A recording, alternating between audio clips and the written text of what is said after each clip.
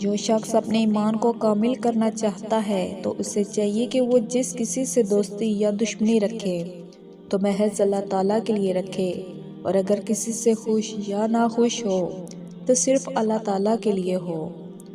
صوفی وہ ہے جس کا دل ہوا سے مستغنی ہو کر اللہ تعالیٰ کی جستجو میں رہے اور آداب بجا لاتے ہوئے راضی براضی رہے۔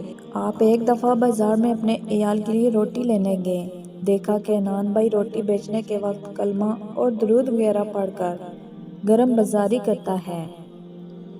آپ نے اس سے نہ خریدا اور آپ اپنے بال بچوں کے ساتھ بھوکے سوئے اور دوسرے روز ایک دوسرے روٹی فروخت کرنے والے سے روٹی لائے۔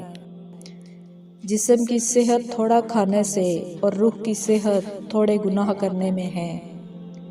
جو بال برابر بھی دنیا و آخرت کی پرواہ رکھتا ہے وہ کبھی بھی ولی نہیں بن سکتا۔ بے شک وہ احسان و کرم جو تو نے کسی کے ساتھ کیا ہے وہ در حقیقت تو نے اپنی جان کے ساتھ کیا ہے اور اس کے ذریعے اپنی عزت کو محفوظ رکھا ہے۔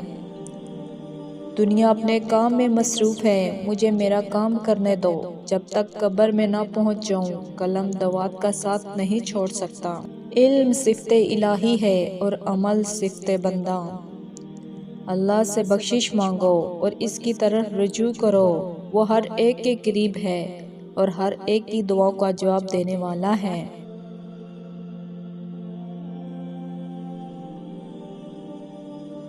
دل آزاری بدترین گناہ ہے، اس سے ہر صورت بچو۔ جس طرح برائی سننے کو ناپسند کرتے ہو اسی طرح اپنے آپ کو متاثرائی سے بچاؤ۔